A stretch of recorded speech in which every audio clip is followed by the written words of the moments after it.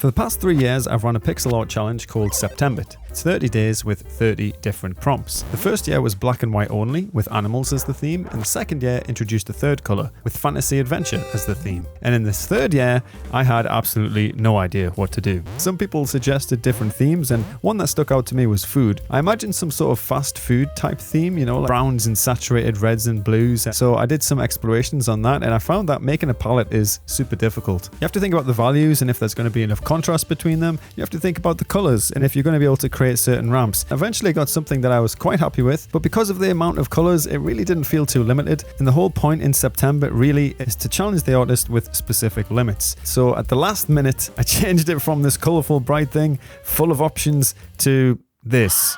Listen, I know it's ugly. I think it's kind of unique, you know? You never really see artwork with this palette, probably for good reason, but you gotta trust me, the artwork does turn out looking cool. And for the theme idea I had in mind, I think these colors could work really well. And the theme is farm. 29 farm-based prompts. On the final prompt day, you have to put everything together to create your own farm. And let me tell you, we got some awesome entries. So while I'm going to share my process in this video, keep an eye out for the community work. Let us know which one is your favorite in the comments.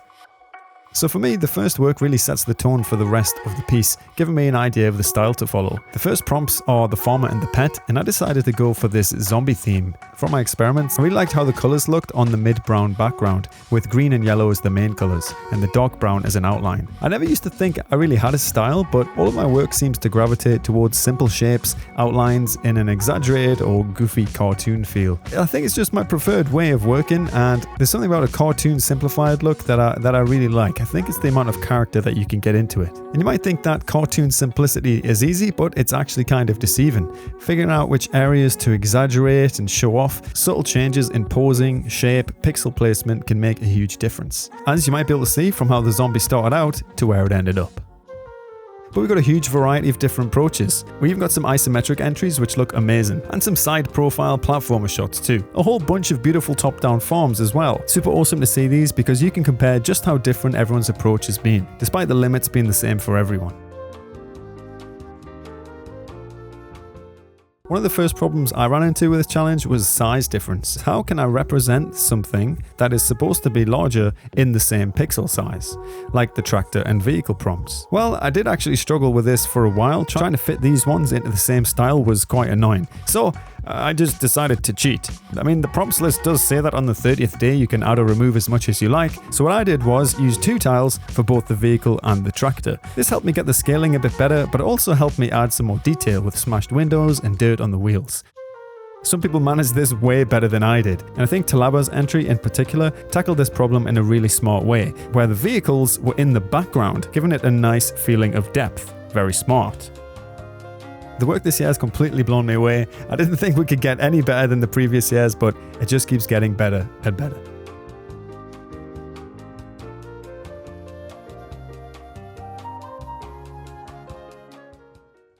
Another challenge I came across when doing my piece was tileable chunks. I don't usually work in tiles, it's not my preferred style at all, but I wanted to give it another shot for this top-down farm. So I tried to create some tileable chunks for the dirt, grass, long grass, and water. And it was pretty difficult, to be honest, but I actually found that it helped a lot to start with a corner tile, and then I would flip that to the other side, which gave me a nice guide to make the tile in between. With that, I could just copy-paste that to all the other sides and create the center tile. In each of these tiles, I was trying to get across some sort of texture for each of the areas. The grass is sort of uncut with indications of grass tufts in all directions. The dirt is dried up, cracked earth. You know, this is zombie abandoned style after all. With the long grass overflowing and the water, well, wet?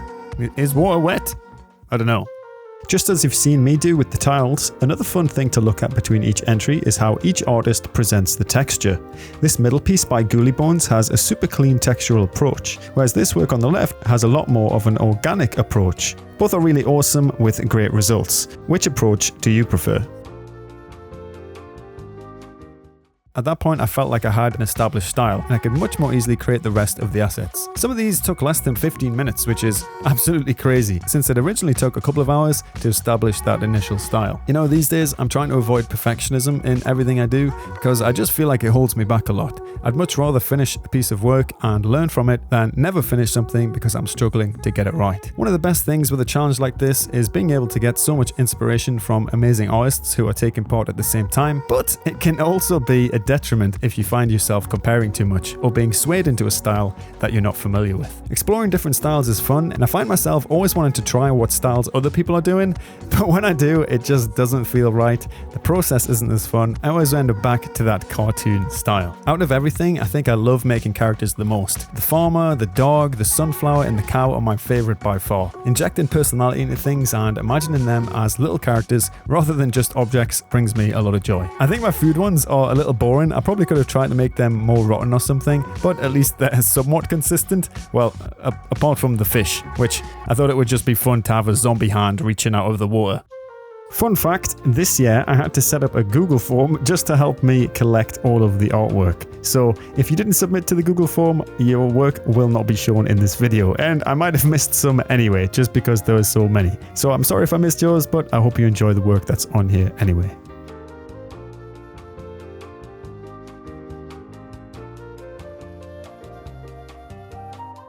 So the final prompt is the 72 pixel by 72 pixel farmhouse. This is quite a large size, so there'll be no skill issues here. The challenge for me was really trying to keep that same simple style in that larger size. I originally had an idea to do a barn inspired by the Walking Dead series, potential spoilers, but I wasn't too happy with my initial sketch, so I tried some normal farmhouses in a front-on view. With a larger size like this, I tend to sketch it out roughly first so that I can get an idea of how it might look before committing to the actual precise pixels, which I'm really glad I did because I didn't like any of these houses that I was coming up with. So I went back to the barn idea, but this time in more of a front-on view, and I managed to get something I was quite happy with. Once I got the basic shapes down, I had loads of fun thinking of how to use colours to create additional details, like the texture in the tiles, the grass up the sides, some wear and tear on the barn itself, some bins and rubbish along the side, and of course, the zombie hands scratching outside the barn doors, with just a couple of pixels to indicate their eyes inside. Trying not to go too crazy with the detail, I didn't want it to take away from the simplicity I had already established with the other artworks, but with that finally done, it was time to put it all together. But before we look at mine, check out all of these awesome community works. Make sure you watch till the end to see all of the community work, and let us know in the comments which one is your favorite.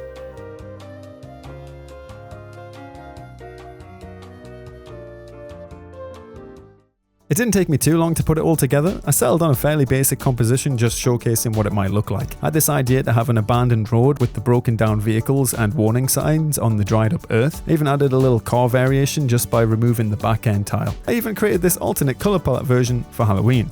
Check these out. This is Aliokus's final piece, which they also turned 3D. How awesome is that? We got a bunch of colour variations and animated entries as well. I no doubt missed a lot of these, but the creativity and skill shown always blows me away. It's such a pleasure to host this fun challenge, and I appreciate every single person who decided to take part, so thank you. And if you want to try this challenge out for yourself, you can do it anytime. And will we do this again next year? Well, we're just going to have to find out.